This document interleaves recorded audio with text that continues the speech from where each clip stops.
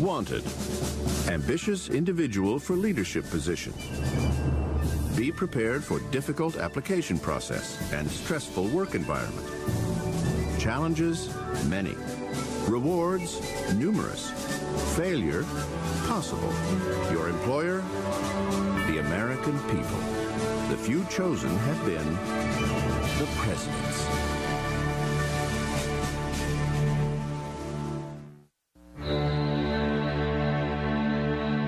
April 14th, 1865 is remembered as the night of Abraham Lincoln's assassination. But in Washington, it was an evening of general treachery.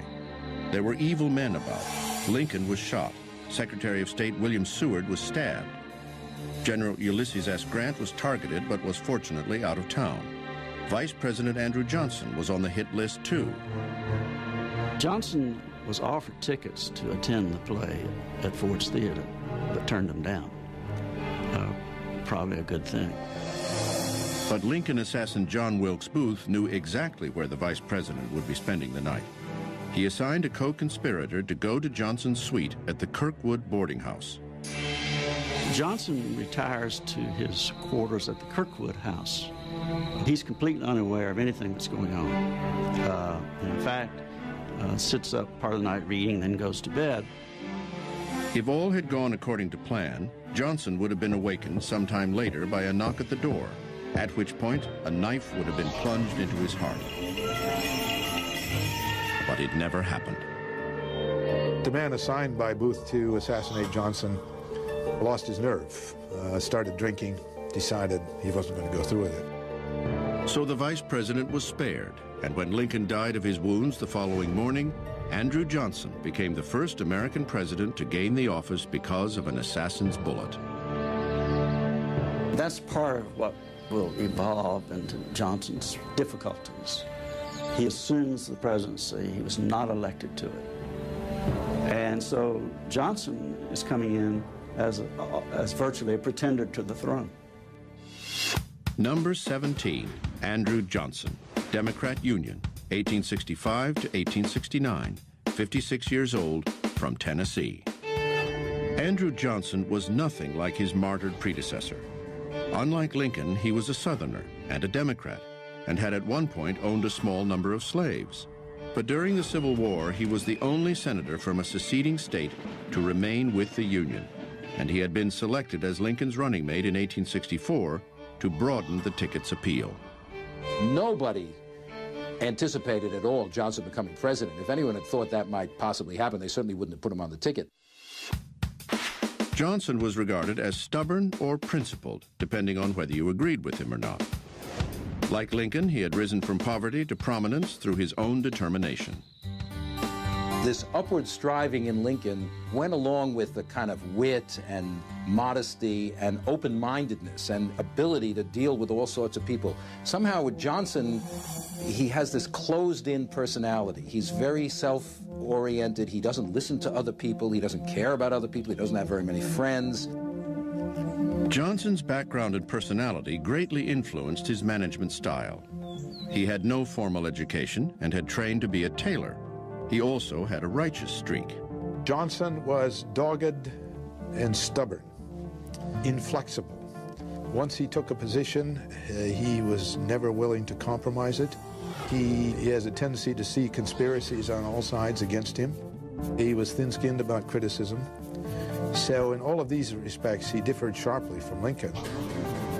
For a model on how to run his new presidency, Johnson looked to a former president with whom he shared a home state and a very similar name, Andrew Jackson. One of Jackson's great quotations is, "Our federal union, it must be preserved." And Johnson picked that up and used that throughout his career, and the argument can be made that he was the last Jacksonian. Like Jackson, Johnson believed he was the voice of the common man, or at least the common white man. He's probably the most racist president we've ever had, and he talks about blacks as savages, barbarians, and he really thinks they should just go back to work on the plantation and leave the public sphere to whites. When Johnson took the oath of office, the Civil War was essentially over. Now it was up to the tailor from Tennessee to stitch the tattered Union back together.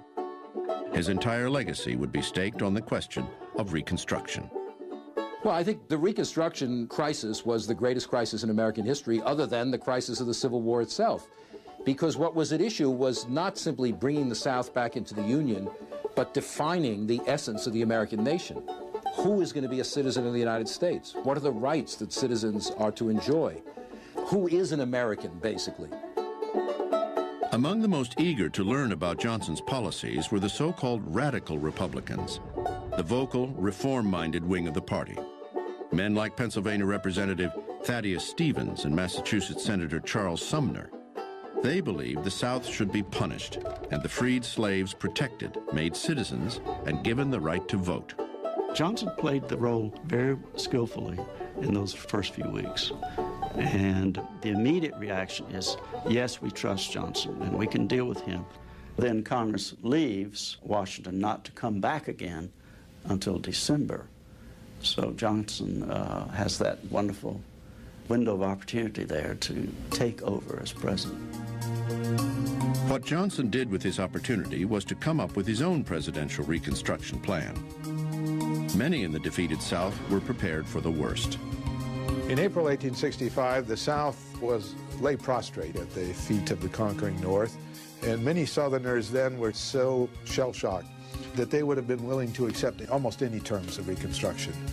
Johnson came in thundering revenge, punishment to these same people, and in their despair, well, they thought, oh my God, you know, this is what our fate is going to be. But Johnson had a pleasant surprise in store for the dispirited Southerners. They are a conquered region, but he doesn't want to treat them as a conquered region. These are his people, after all.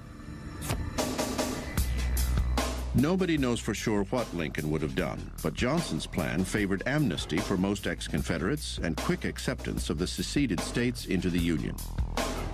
The freed slaves got little protection. They weren't guaranteed citizenship or the right to vote. Johnson was on the wrong side of history, on the wrong side of morality, on the wrong side of politics. He just was unable to recognize that the Civil War had changed the nation, that the emancipation of the slaves carried with it some obligation to protect the basic rights of these emancipated slaves. When Congress comes back to town in December of '65, Johnson announces that the restoration of the South has been completed. And that is startling news to the members of Congress. Congress immediately started passing Reconstruction Acts of its own, beginning with an extension of the Freedmen's Bureau, a measure begun under Lincoln to aid the transition of blacks from slavery into freedom. Johnson vetoed it. And from that point on, that will be the story of the relationship between Congress and the president. Congress passes, Johnson vetoes. Congress passes, Johnson vetoes. Johnson's 29 presidential vetoes shattered the previous record of 12, which was set by his hero Andrew Jackson. When you hitch your presidential leadership to the veto wagon, you're not going anywhere. And Johnson, stubborn and defiant that he was, refused to see that. Now it was Congress's turn to make history. Beginning with the Civil Rights Bill of 1866, they realized they had the votes to override Johnson's vetoes. Their record of overturning President Johnson 15 times still stands. Throughout 1866 and 1867, Congress hammered away at Johnson's authority. In March of 1867, they passed the Tenure of Office Act, limiting the president's ability to remove appointees without the Senate's consent. It was a trap, and Johnson couldn't resist the bait. He suspended and later dismissed his Secretary of War, a holdover from Lincoln's cabinet. Take no prisoners was his attitude. And of course, that inspired the other side to fight back in the same way, and that's why he was impeached. By violating the Tenure of Office Act, Johnson gave the radicals in Congress an excuse to get rid of him. Articles of impeachment were drafted. Opposition only made him more and more stubborn. He was unwilling to meet his critics halfway. He was unwilling to listen to criticism. So he just destroyed his own presidency. In February of 1868, the House of Representatives made an unprecedented move, voting to impeach the president. Their charges were flimsy at best and clearly politically motivated. Johnson's the target of a vast left-wing conspiracy. He thought the impeachment was an outrage. He said the people who are violating the Constitution, impeaching me for violating the Constitution, should be the other way around. A trial in the Senate would determine whether Johnson's misdeeds amounted to the high crimes and misdemeanors required by the Constitution to remove him from office. If 2/3 of the senators voted to convict him, the Johnson presidency would be over. Tickets to this trial were like getting tickets to the Super Bowl. No, they were scalped outside the Senate chambers. It was a matter of great entertainment. It was like a big athletic event. It was the social event in Washington. And the women and all their finery and the diplomats, everybody came to the Senate to see what was going to go on. It was a circus, just as it was in 1999. In the end, Johnson avoided conviction and removal from office by a single vote. Chastened by his run-in with Congress, Johnson passed the rest of his term quietly. After returning home to Tennessee, he would later become the only former president to be elected to the Senate. At the end of the day, you have to admit that he was no Abraham Lincoln. But who was? And Johnson lived with that shadow over him his entire tenure as president. I think Johnson, in a way, discredited the presidency. His intransigence helped empower Congress to take a greater and greater role in formulating major national policy. The troublesome relationship between Andrew Johnson and the Congress had a lasting impact on the executive office. For the next 30 years, a series of relatively weak presidents would occupy the White House. Andrew Johnson did not attend a single day of school. He taught himself how to read.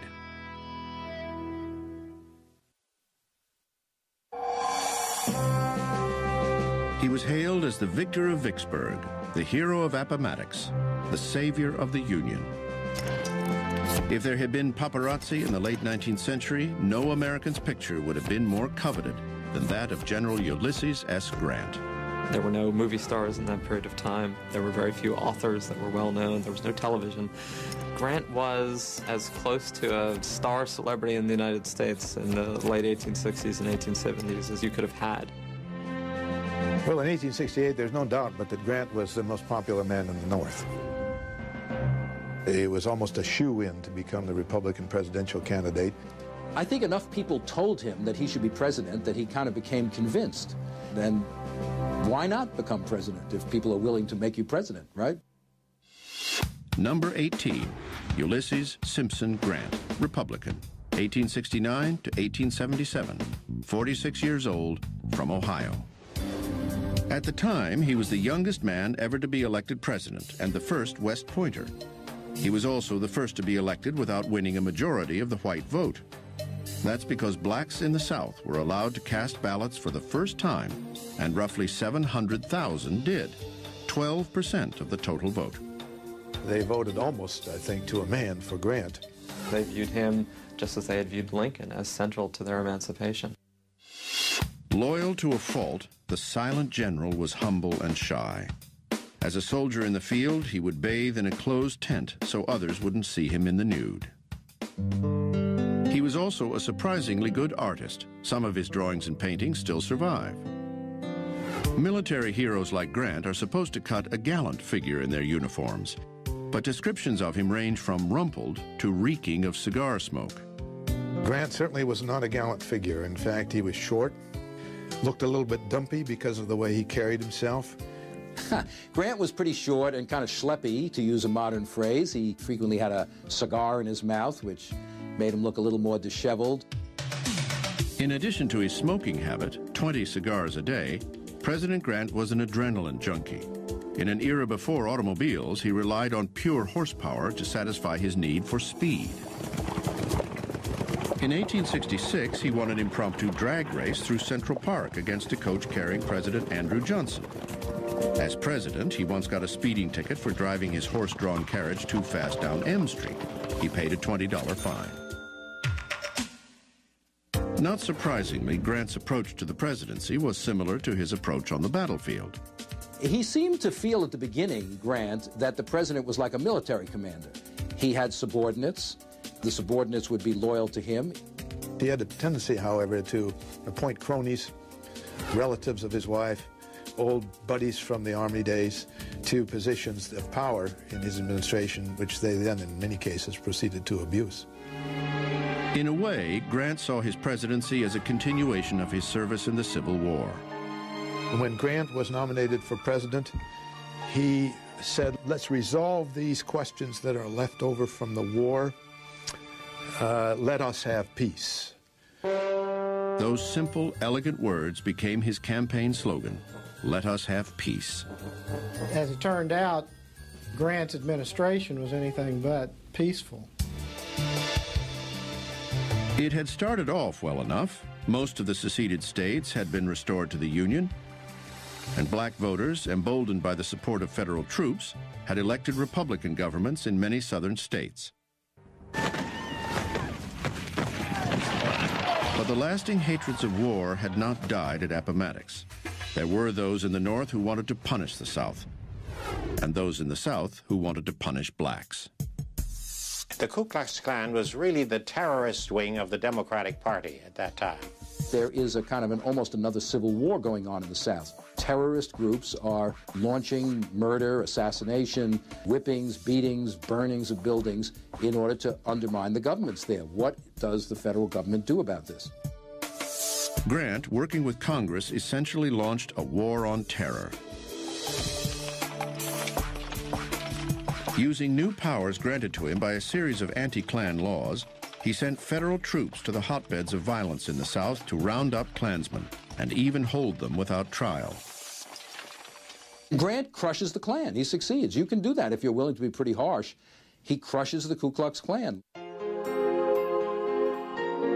Thanks to Grant's effort, 1872 was the most peaceful year the South had seen since the Civil War. But like the eye of a hurricane, the peace was a false calm for the president and for America. Late in Grant's first term, a spate of scandals began to emerge among his trusted subordinates, tarnishing the reputation of the hero of Appomattox and turning Grant's name into a synonym for corruption. It seemed to America that the president was asleep at the wheel. Oh my God, you've got the credit mobilier, you've got the whiskey ring, you've got people lining their pockets from the federal coffers. Where was Grant? Where was this great general? I think it's true. Grant didn't know the whiskey rings were going on, the Indian frauds were going on, the credit mobilier scandal was going on. There's no evidence that Grant personally profited from any of this stuff. But he also had a rather naive faith in his subordinates. Even though he wasn't personally involved, they put a taint on his administration because, as another president said, the buck stops here. Despite the scandals, Grant's enduring popularity earned him a decisive re-election in 1872. His second term was marred by an escalation in Southern violence. Things began to fall apart after Grant was re-elected in 1872. One southern state after another was recaptured by the Democrats. Violence continued. During his first term, Grant didn't hesitate to quell violence in the South by sending federal troops. But the political climate of his second term would not allow for such bold executive action. In 1873, an economic depression in the North contributed to a shift in public opinion about the problems of Reconstruction in the South. People didn't want to hear about it anymore. They didn't want to pay for it anymore. Americans do have short attention spans. And the idea of an endless occupation of the South, very few people had stomach for it. So, by 1875, when the governor of Mississippi asked for federal troops to end an outbreak of electoral violence, Grant failed to act. By the end of his presidency, Grant is sitting by without doing anything as one after another of these southern governments are basically overthrown by terrorist groups, and Reconstruction is coming to an end. Reconstruction wasn't Grant's only challenge. Another confounding domestic issue of the day was Indian affairs. Grant came into office hoping to pursue a peace policy towards the Indians. But it doesn't happen. There is no peace. There is more war.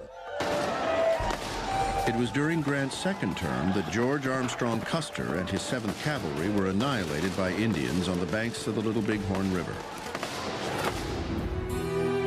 Custer's last stand was the exception. Usually it was the Indians who were massacred. Tragically, during his administration, conflict not only continued between the Army and the settlers in the West and the Indians, but actually intensified. In the end, President Grant is remembered more for his magnificent failures than his well-intentioned efforts. Grant's administration is considered one of the real failed administrations in American history, often ranks right at the bottom, just above Richard Nixon. But Grant's stock is rising in recent years. In a lot of ways, he is not remembered and not credited for the really astonishing steps toward black equality that occurred during his 2 terms in office.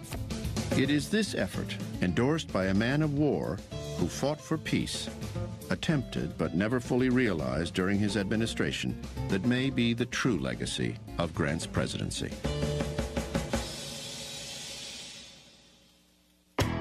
Ulysses Grant hated hunting, despised harsh treatment of animals, and the sight of blood made him physically ill.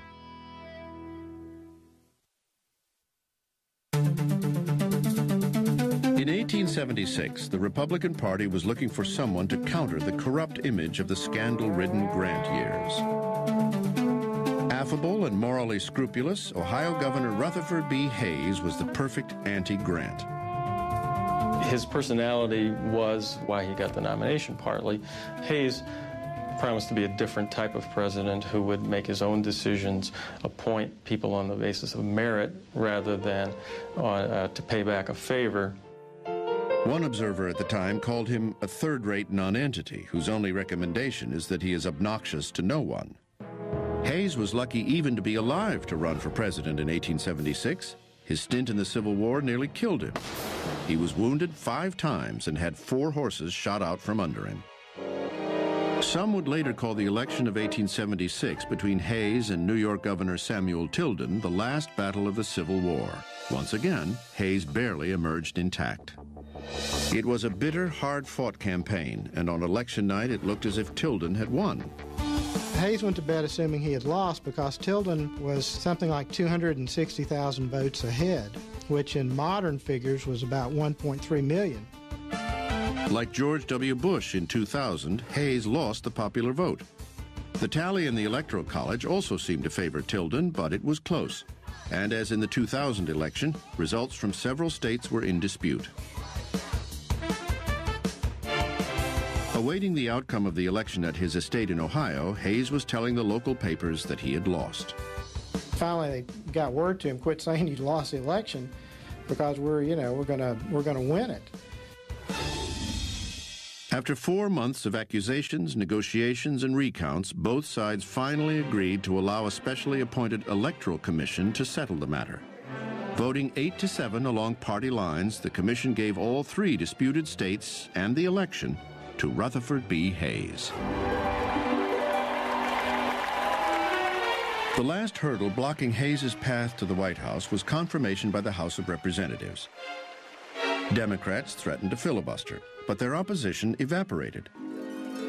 Historians would later speculate of a so-called Great Compromise in which Hayes made concessions in exchange for the presidency. While it seems likely that a backroom deal was made, it's not clear what was promised. For Hayes, this was a precarious way to begin a presidency. His detractors saddled him with unflattering nicknames. He was called his fraudulency. Or the Great Usurper. Rutherford Hayes.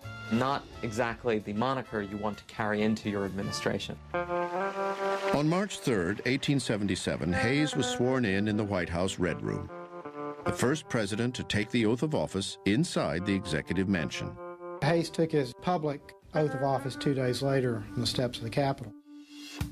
Number 19, Rutherford B. Hayes, Republican, 1877 to 1881, 54 years old, from Ohio. Hayes was the first president to have a telephone installed in the White House. He and his wife Lucy are also credited with filling in some crucial gaps in the White House portrait collection by commissioning paintings of former Presidents Jefferson, Adams, and Jackson. Hayes was a Harvard Law School graduate with a sunny disposition and a reputation for honesty.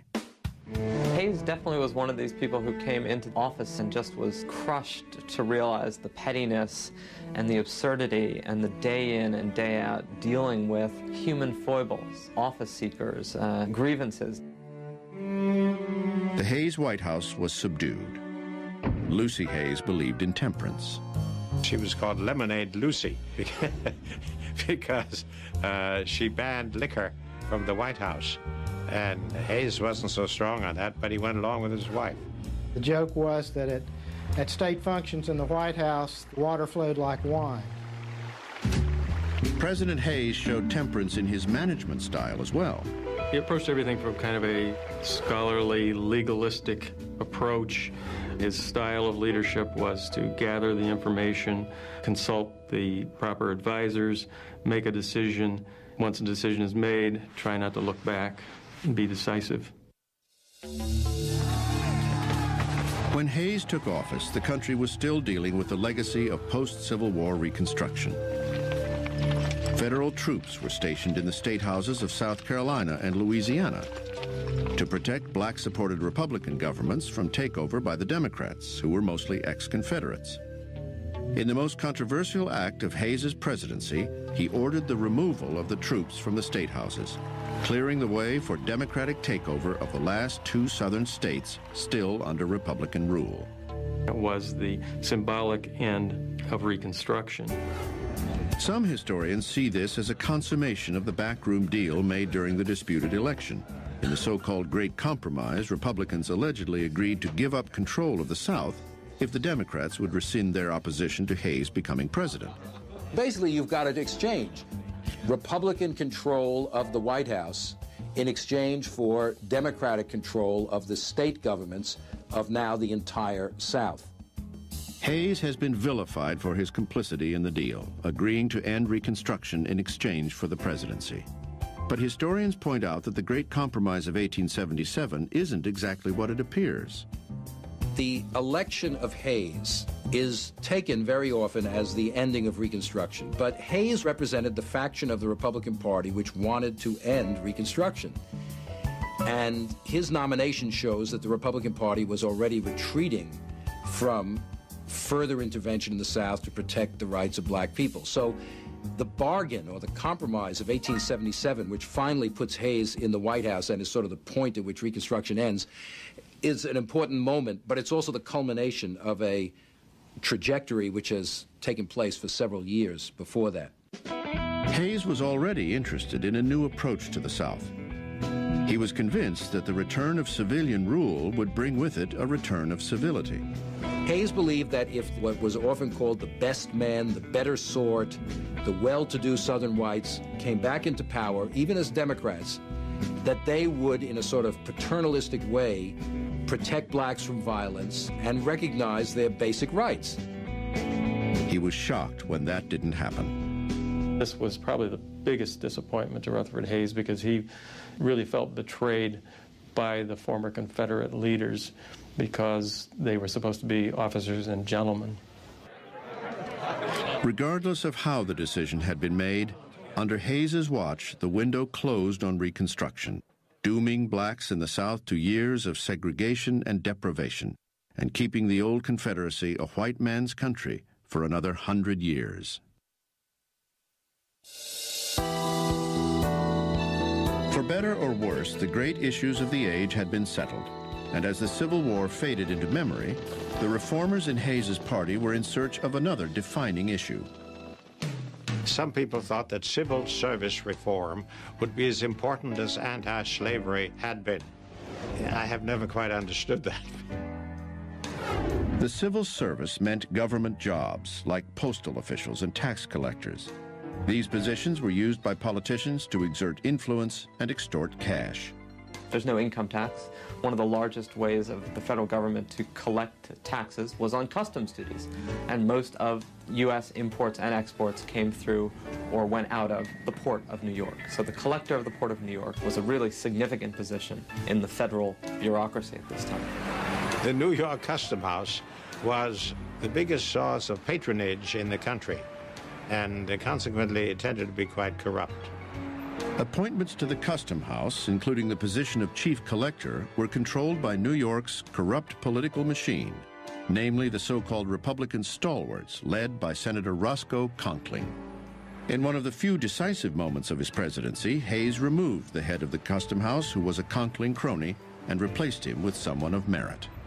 But the deposed crony would not have long to lick his wounds. His name? Chester A. Arthur, who, against all odds, would become president himself within 3 years. In the final year of his presidency, Hayes became the first sitting president to travel to the West Coast, a move he hoped would bring unity to the country. Despite some calls for him to run again, he honored a campaign pledge not to seek a second term. He said no, he had enough. He really didn't like the presidency very much. In his typical positive way, Hayes was quite proud of the accomplishments of his administration. He thought he was the best president since John Quincy Adams, with the exception of Lincoln. Hayes retired to his home in Fremont, Ohio, where he spent the last years of his life working tirelessly for education reform and civil rights for Black Americans. In doing so, he set a standard for future ex-presidents. 3 different presidents occupied the White House in 1881: Rutherford Hayes, James Garfield, and Chester Arthur.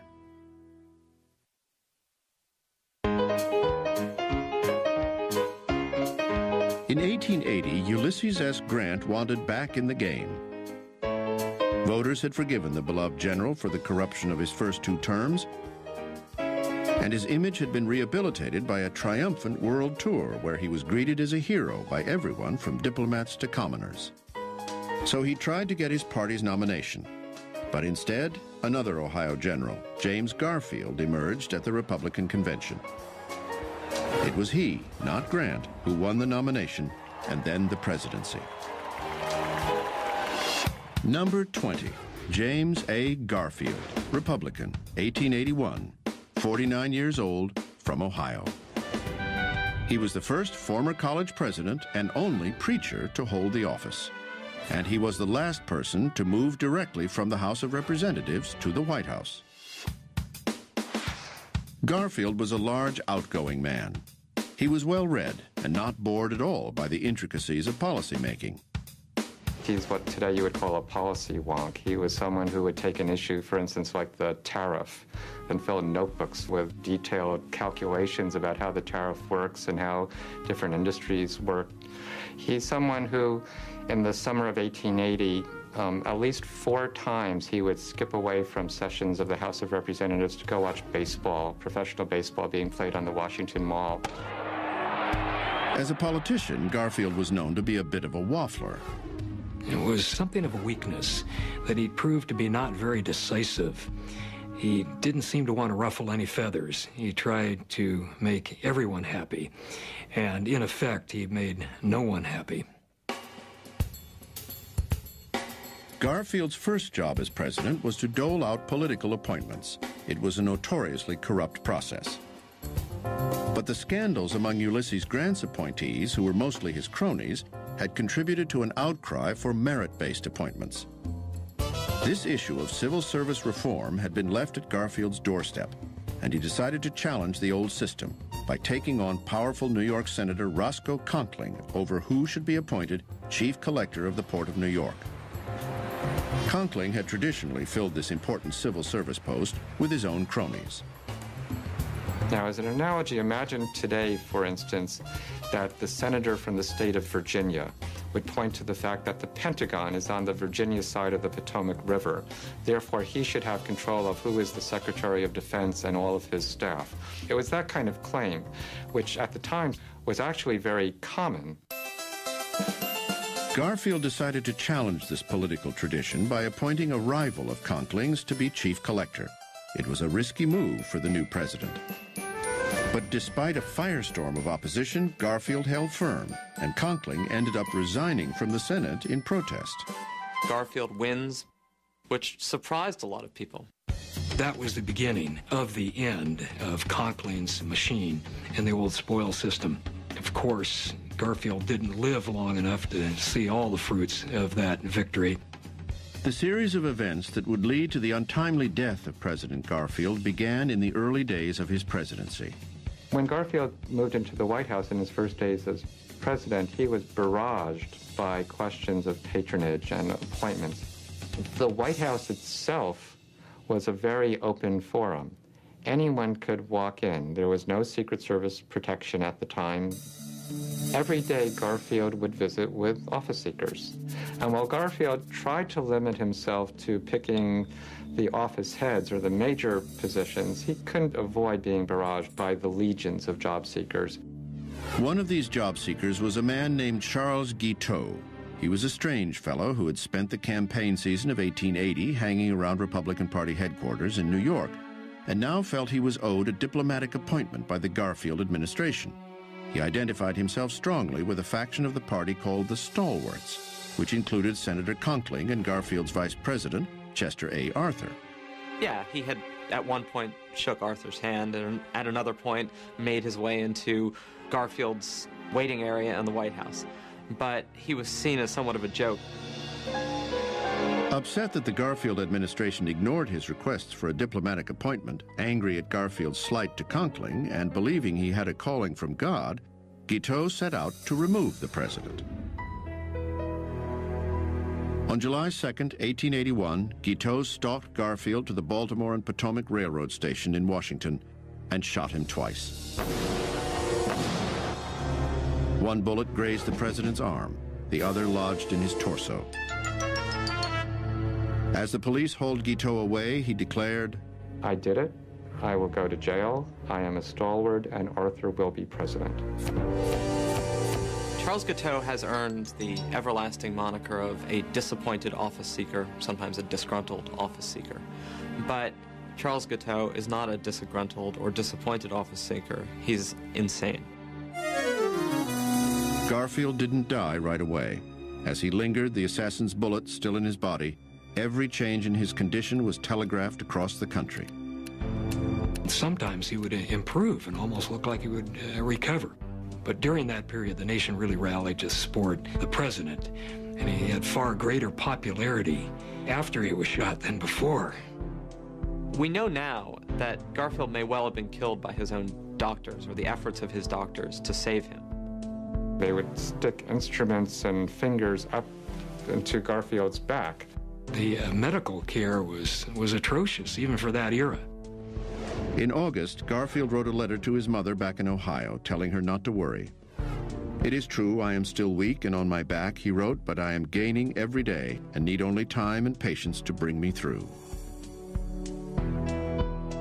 On September 19th, 79 days after being shot and only 6 months after taking office, the president died.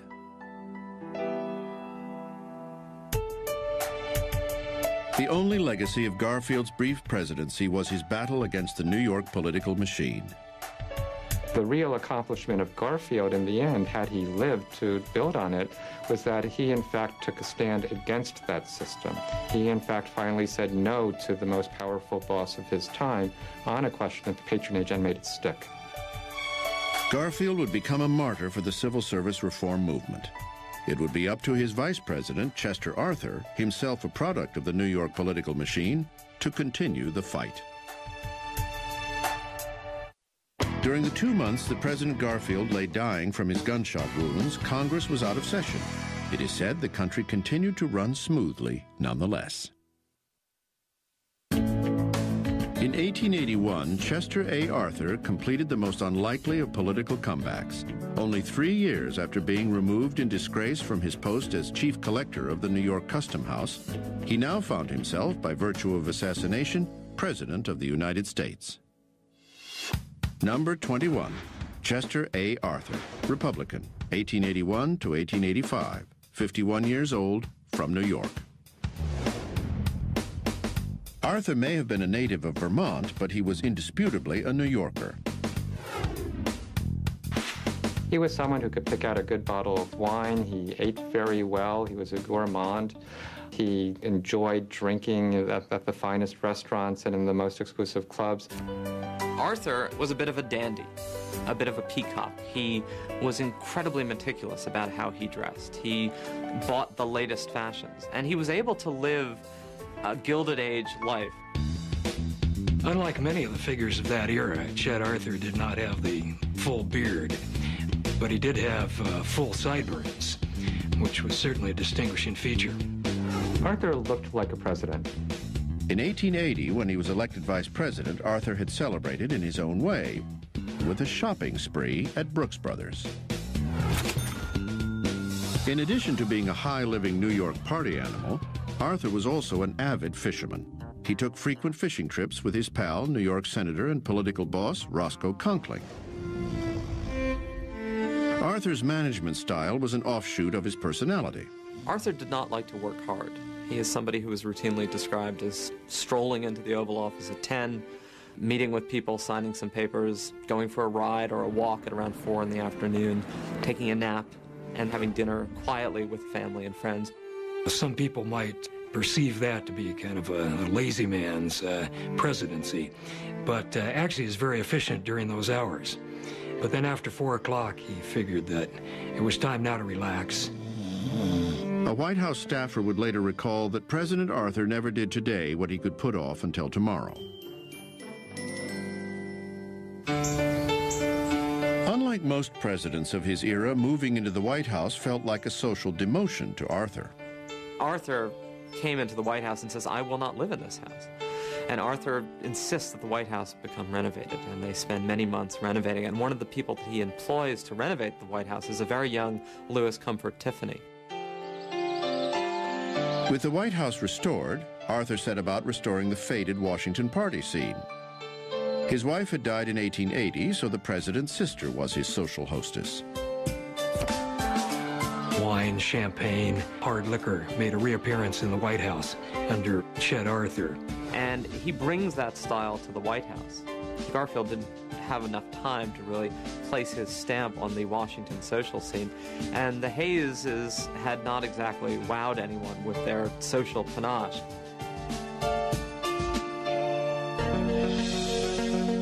A product of the corrupt New York machine, Arthur knew that he had to convince the country he was more than just a political hack. To do this, he would have to make a painful break with his old faction and its leader, his dear friend, Roscoe Conkling.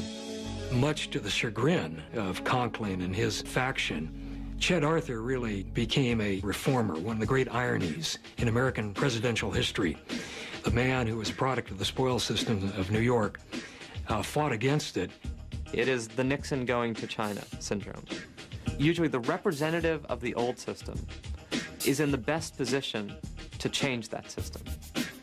In 1883, Arthur signed the Pendleton Act, which was the first strong piece of civil service reform legislation. As one former colleague from New York observed, he is no longer Chet Arthur, he is the president. The other important achievement of the Arthur administration was a much-needed upgrading of the United States Navy. The Navy, by this point, was considered to be an international joke. It had maybe 3 ships capable of standing up against the modern navies of the world.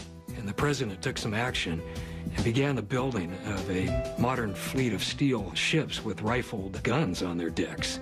So the only way you fight the Spanish-American War in 1898 is by having a navy that had been based on foundations established by Arthur in 1882 and 1883.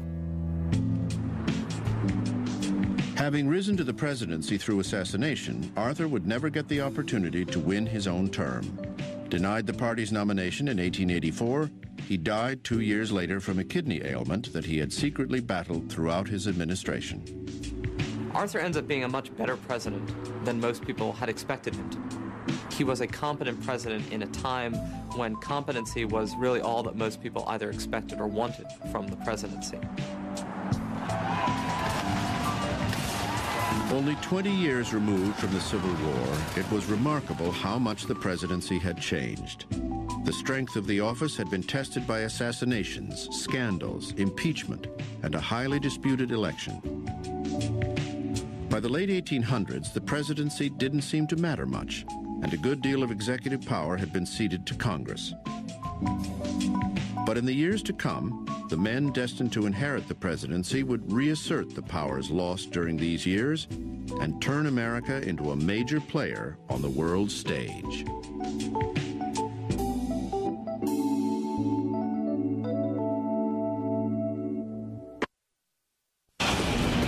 This is Mother Nature out of control.